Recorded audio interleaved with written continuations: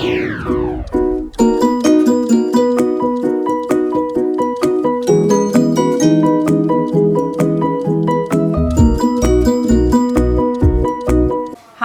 നമസ്കാരം. എന്തിൻ്റെ വിശേഷം? എല്ലാവർക്കും സുഖം തന്നെയെന്ന് വിശ്വസിക്കുന്നു. ഞാനിവിടെ സുഖമായിരിക്കുന്നു. അപ്പോൾ നമ്മളിന്ന് ചെയ്യാൻ പോകുന്നത് ഒരു ചമ്മന്തിയാണ്. നിങ്ങൾക്ക് എല്ലാവർക്കും ഇഷ്ടപ്പെട്ട ചമ്മന്തിയാണെന്ന് വിശ്വസിക്കുന്നു. നാടൻ ചമ്മന്തി, നമ്മൾ തേങ്ങ വറുത്ത് അരച്ച ചമ്മന്തി. തേങ്ങ ചുട്ടെടുത്ത ചമ്മന്തി എന്നാണ് സാധാരണ പറയുന്നത്. പക്ഷേ ഇവിടെ എനിക്ക് ചുട്ടെടുക്കാൻ പറ്റാത്ത കാരണം ഞാൻ വറുത്താണ് എടുത്തിരിക്കുന്നത്. അപ്പോൾ വറുത്തിട്ടാണ് നമ്മൾ ചമ്മന്തി ഉണ്ടാക്കിയിരിക്കുന്നത്. അപ്പോൾ വളരെ സ്വാദിഷ്ടമായ ചമ്മന്തിയാണ്. ഇപ്പോൾ കഞ്ഞിയുടെ കൂടെയൊക്കെ ഭയങ്കര നല്ല കോമ്പിനേഷനാണ്. ഇപ്പോൾ മഴക്കാലമൊക്കെ ഇല്ലേ നാട്ടിൽ, അപ്പോൾ എല്ലാവരും ട്രൈ ചെയ്ത് നോക്കും. ഇപ്പോൾ നാട്ടിൽ വെക്കേഷനൊക്കെ പോകുന്ന സമയത്ത് കഞ്ഞി ചുട്ടരച്ച ചമ്മന്തിയും പുഴുക്കൊക്കെ കഴിച്ച് അടിച്ചു പൊളിക്കുക. അപ്പോൾ ഒട്ടും താമസിയാതെ നമുക്ക് എങ്ങനെയാണ് ചമ്മന്തി ഉണ്ടാക്കാൻ നോക്കിയിട്ട് വരാം. ഓക്കെ, അപ്പോൾ നമുക്ക് തേങ്ങ വറുത്ത് ചമ്മന്തി ഉണ്ടാക്കാൻ തുടങ്ങാം. കനലിൽ വെച്ചിട്ടല്ല സാധാരണ നാളികേരമൊക്കെ ചുട്ടെടുക്കുക. അപ്പോൾ ഇവിടെ അതിന് സൗകര്യം ഇല്ലാത്ത കാരണം ചുട്ടരച്ച ചമ്മന്തിനേക്കാളും കുറച്ചും കൂടെ കൂടുതൽ ആപ്റ്റ് ആവുക വറുത്ത അരച്ച ചമ്മന്തി എന്നായിരിക്കും. അപ്പോൾ അരമുറി നാളികേരമാണ് എടുത്തിരിക്കുന്നത്. ഇത് ഫ്രഷ് നാളികേരമാണ്. ഈ നാളികേരത്തിനെ നമുക്ക് സ്ലൈസസ് ആക്കി എടുക്കണം. അതിനുശേഷം വേണം വറുത്തെടുക്കാൻ. അപ്പോൾ നിങ്ങളുടെ കയ്യിൽ ഫ്രോസൺ നാളികേരം ആണെന്നുണ്ടെങ്കിൽ നമുക്ക് എളുപ്പത്തിൽ ഇത് നന്നായി മുറിച്ചെടുക്കാൻ പറ്റും. ഫ്രീസറിൽ നിന്ന് നാളികേരം എടുത്തതിന് ശേഷം അരമണിക്കൂർ ഇത് നമുക്ക് വെള്ളത്തിലിട്ട് വെക്കുക. അതിനുശേഷം സ്ലൈസ് ചെയ്തെടുക്കുകയാണെങ്കിൽ പെട്ടെന്ന് തന്നെ നമ്മൾ ചിരട്ടയിൽ നിന്ന് നാളികേരം വിട്ടു വരുന്നതായിരിക്കും. അപ്പോൾ ഞാനൊക്കെ അങ്ങനെയുണ്ട്. ഇപ്പോൾ പുതിയതായിട്ട് വാങ്ങിച്ച നാളികേരം ആയതുകൊണ്ട് ഞാൻ ഫ്രീസറിൽ വെച്ചിട്ടില്ല. ഫ്രഷ് നാളികേരം നമുക്ക് കൊത്തിയെടുക്കാൻ ഫ്രോസറിനേക്കാളും കുറച്ച് ഡിഫിക്കൽട്ട് ആയിരിക്കും. പക്ഷേ ഫ്രഷ് നാളികേരം കൊണ്ട് ഉണ്ടാക്കുന്ന ചമ്മന്തിക്കാണ് എപ്പോഴും നല്ല കൂടുതൽ ടേസ്റ്റ് വരിക. എല്ലാം തന്നെ നിങ്ങളുടെ അടുത്ത് ഇപ്പോൾ ഇങ്ങനത്തെ ഇതുപോലത്തുള്ള പ്രോപ്പറായിട്ടുള്ള, അതായത് മൊത്തത്തിലുള്ള നാളികേരം ഇല്ല എന്നുണ്ടെങ്കിൽ നാളികേരം ചെറിയത് എടുത്തിട്ട് നമുക്ക് ഫ്രൈ ചെയ്യാവുന്നതേ ഉള്ളൂ. ഓക്കെ, അപ്പോൾ നാളികേരക്കൊത്ത് ഉണ്ടെങ്കിൽ ഏറ്റവും ബെസ്റ്റ് അതാണ് കേട്ടോ.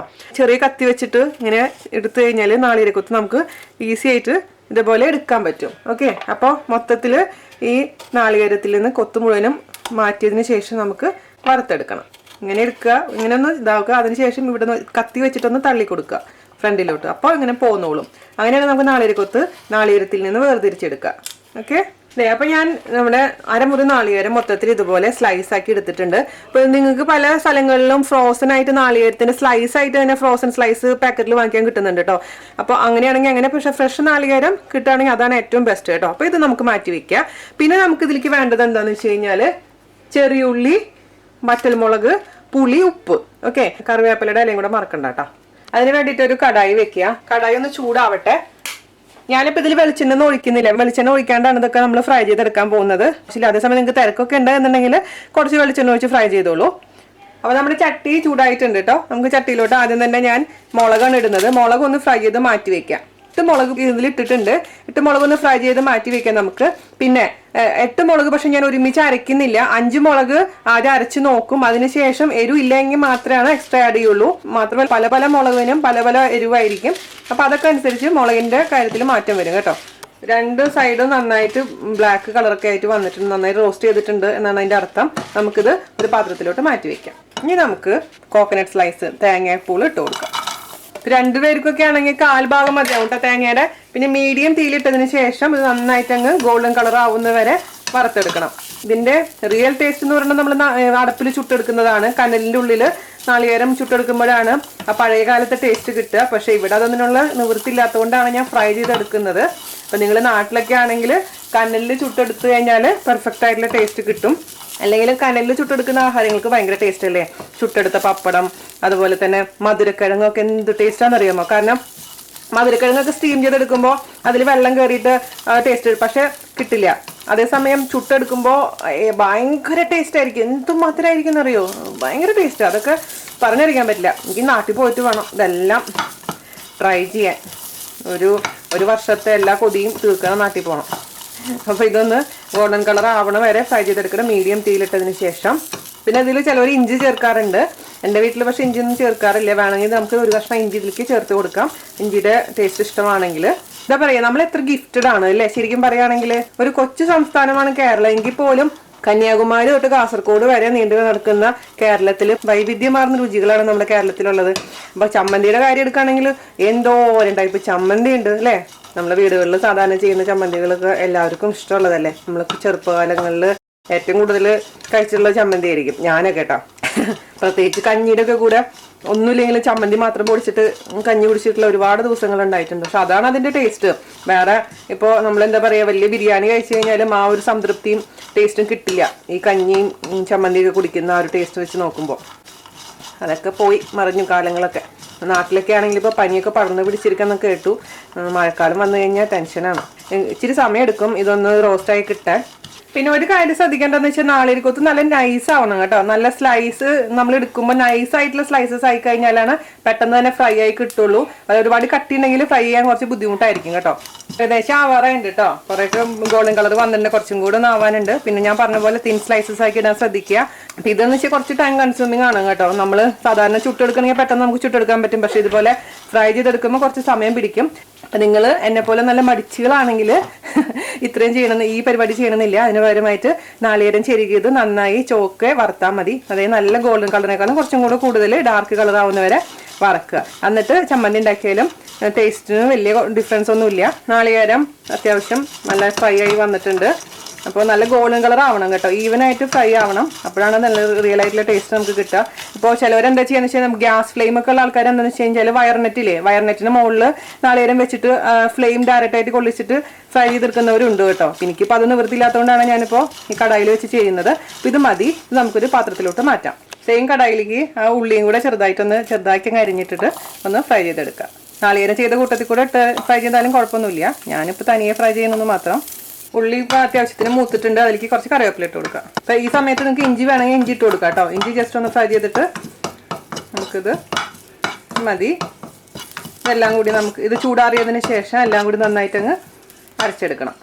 ഇപ്പം നമ്മൾ വറുത്ത് വെച്ചിരിക്കുന്ന എല്ലാം ചൂടാറിയിട്ടുണ്ട്. ഇപ്പോൾ നാളികേരം, വറ്റൽമുളക്, കറിവേപ്പില, ചെറിയുള്ളി, പിന്നെ പുളി, ഉപ്പ്, ഇതാണ് നമ്മൾ അരയ്ക്കാൻ പോകുന്നത്. ഇപ്പം ഞാൻ 5 എടുത്തിട്ടുള്ളൂ. അരച്ച് നോക്കട്ടെ. വേണമെന്നുണ്ടെങ്കിൽ നമുക്ക് എക്സ്ട്രാ ബാക്കിയുള്ളതും കൂടെ അരച്ചെടുക്കാം. ഓക്കെ, അപ്പോൾ ഇത് ഞാനൊന്ന് ഒരു മിക്സിയിലേക്ക് ഇട്ടതിന് ശേഷം പതുക്കെ ഒന്ന് അരച്ചെടുക്കണം. ഞാനിപ്പോൾ ഇതിലേക്ക് ആദ്യം 5 വറ്റൽമുളക് ഇട്ടിട്ടുണ്ട്. അതുപോലെ തന്നെ കുറച്ച് നാളികേരം കൂടി ഇടുക. അതിന് ഇതൊന്ന് ജസ്റ്റ് ഒന്ന് ക്രഷ് ചെയ്തെടുക്കട്ടെ. അതിനുശേഷം ബാക്കി വീണ്ടും കുറച്ചായിട്ട് ഇട്ടിട്ട് അരച്ചെടുക്കണം. കാരണം നമ്മൾ അമ്മയിലാണ് ശരിക്കും പറഞ്ഞത് ഇതൊക്കെ ഒതുക്കുക എന്ന് പറയാം. അല്ലാണ്ട് ഒരുപാട് അങ്ങ് പേസ്റ്റ് ആയിട്ട് അറിയാൻ പാടില്ല നമ്മുടെ ചമ്മന്തിയൊക്കെ.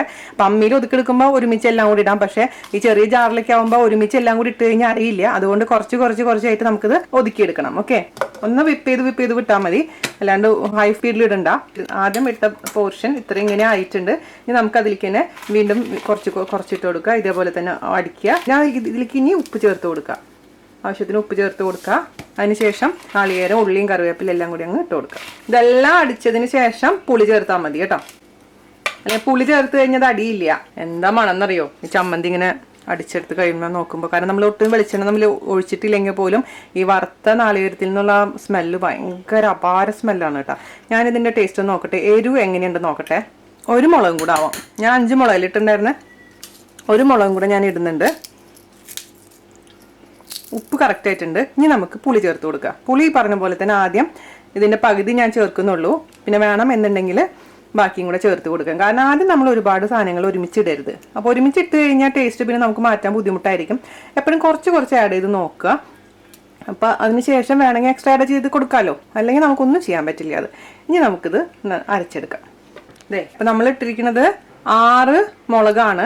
6 മുളകും അല്പം പുളിയാണ്. പുളി ഉണ്ടോ നോക്കട്ടെ. കാരണം 2 തരത്തിൽ പുളി കിട്ടും. പുതിയ പുളിയും കിട്ടും, പഴയ പുളിയും കിട്ടും. പുതിയ പുളി നമ്മൾ അല്പം ചേർത്താൽ മതി. അപ്പോൾ ഒരുപാട് അങ്ങ് പുളി ഉണ്ടാവും. അതേസമയം പഴയ പുളിക്ക് കുറച്ചധികം ചേർക്കേണ്ടി വരും. ഇപ്പോൾ എൻ്റെ കയ്യിലുള്ളത് പുതിയ പുളി ആയതുകൊണ്ട് ഞാൻ കുറച്ച് ചേർത്തിട്ടുള്ളൂ. ഞാനിതിൻ്റെ ടേസ്റ്റ് ഇനി നോക്കട്ടെ. ഇത്ര മതി കേട്ടോ. പുളി അത് മതി. കാരണം ഇത്രയും പുളി ബാക്കിയുണ്ട്. അപ്പോൾ അല്പം പുളി ഞാൻ ചേർത്തിട്ടുള്ളേ. പുളി എപ്പോഴും ശ്രദ്ധിക്കുക. പുളി കൂടുതലായി കഴിഞ്ഞാൽ നമ്മൾ ചമ്മന്തി വെറും കടായി പോവും. ഒന്നും ചെയ്യാൻ പറ്റില്ല. ഇത് പെർഫെക്റ്റ് ആയിട്ടുണ്ട്. നല്ല എരിവുണ്ട്, ആവശ്യത്തിന് ഉപ്പുണ്ട്, ആവശ്യത്തിന് പുളിയുണ്ട്, അടിപൊളിയായിട്ടുണ്ട്. പിന്നെ ഇതിന്റെ കൺസിസ്റ്റൻസി നിങ്ങൾ എപ്പോഴും സൂക്ഷിക്കുക. കാരണം അമ്മയിലൊക്കെ അരയ്ക്കുന്ന പോലെ നമുക്ക് കിട്ടാൻ ബുദ്ധിമുട്ടായിരിക്കും. അതുകൊണ്ട് ഞാനിപ്പോൾ ഇതിൽ ഒട്ടും വെള്ളം ചേർത്തിട്ടില്ല. വെള്ളം ചേർക്കാണ്ട് തന്നെയാണ് നമ്മൾ അരച്ചെടുത്തിരിക്കുന്നത്. അപ്പോൾ വിപ്പ് ചെയ്ത് എടുത്താൽ മതി. അല്ലാണ്ട് കണ്ടിന്യൂസ് ആയിട്ട് അരയ്ക്കണ്ട. അരച്ചാലും കുഴപ്പമൊന്നുമില്ല. പക്ഷെ അരയ്ക്കുകയാണെങ്കിൽ തന്നെ ഇതുപോലത്തെ പൊടി ആയിരിക്കണം നമ്മുടെ ചമ്മന്തിയുടെ എന്ന് വെച്ചാൽ ഉതിർന്നു വരണം. ഓക്കെ, അല്ലാണ്ട് ഭയങ്കരമായിട്ട് വെള്ളം പോലെ ആവാൻ പാടില്ല. കാരണം നമ്മൾ വെള്ളം ചേർത്തിട്ടില്ല. അപ്പൊ ഇതിലുള്ള ഈ നാളികേരത്തിലുള്ള വെളിച്ചെണ്ണയും എല്ലാം കൂടി പുറത്തേക്ക് വരാണ്ട് ഉരുട്ടുകയാണെങ്കിൽ നമ്മളിപ്പോൾ കൈ കൊണ്ടൊന്ന് ഉരുട്ടണമെങ്കിൽ ഇത് ഉരുട്ടാനും പറ്റണം. അതാണ് അതിന്റെ കൺസിസ്റ്റൻസി എന്ന് പറയുന്നത് കേട്ടോ. അപ്പം ഇങ്ങനെ ഉരുളകളായിട്ട് എടുക്കാൻ പറ്റും. അതേസമയം നമുക്ക് പൊടിച്ച് കഴിഞ്ഞാൽ നമ്മൾ പുട്ടിൻ്റെ പൊടി നനയ്ക്കുന്ന പോലെയാണ് ഈ ചമ്മന്തിയുടെ കാര്യം പറയുകയാണെങ്കിൽ. ഇങ്ങനെ പൊടിക്കുകയാണെങ്കിൽ ഇത് പൊടിഞ്ഞും വരും. അതാണ് അതിൻ്റെ കൺസിസ്റ്റൻസി. അല്ലാണ്ട് പേസ്റ്റ് പോലെ ഒരിക്കലും അരയാൻ പാടില്ല. അത് നമ്മൾ ചമ്മന്തി എന്ന് പറയില്ല. പേസ്റ്റ് പോലെ അരയ്ക്കുന്നത് നമ്മൾ ചട്നി എന്നാ പറയുക. പക്ഷെ നമ്മുടെ നാട്ടിൽ ചമ്മന്തിയാണ്, ചട്നി അല്ല സാധാരണ നമ്മുടെ നാടൻ സംഭവങ്ങൾ. ഓക്കെ, അപ്പം നമ്മുടെ വറുത്ത നാളികേരം വെച്ചിട്ടുള്ള ചമ്മന്തി റെഡി ആയിട്ടുണ്ട്. ഇത് കഞ്ഞിയുടെ കൂടെയും ചോറിൻ്റെ കൂടെയൊക്കെ അടിപൊളിയാണ്. ഞാനിപ്പോൾ ഇന്ന് കഞ്ഞിയുടെ കൂടെ കഴിക്കാൻ പോണത്. ഞാൻ കഴിഞ്ഞ ദിവസം ഇട്ടിരുന്ന മുതിരപ്പുഴുക്ക് ഒരുപാട് പേര് ട്രൈ ചെയ്തു എന്ന് പറഞ്ഞതിൽ സന്തോഷം. അപ്പോൾ അതുപോലെ തന്നെ ഈ ചമ്മന്തി ഒന്ന് നിങ്ങൾ ട്രൈ ചെയ്ത് നോക്കൂ. അതിനുശേഷം അഭിപ്രായം പറയാൻ മറക്കരുത് കേട്ടോ. അപ്പോൾ അടുത്ത റെസിപ്പി ആയിട്ട് വരുന്നവരെ നന്ദി, നമസ്കാരം. താങ്ക്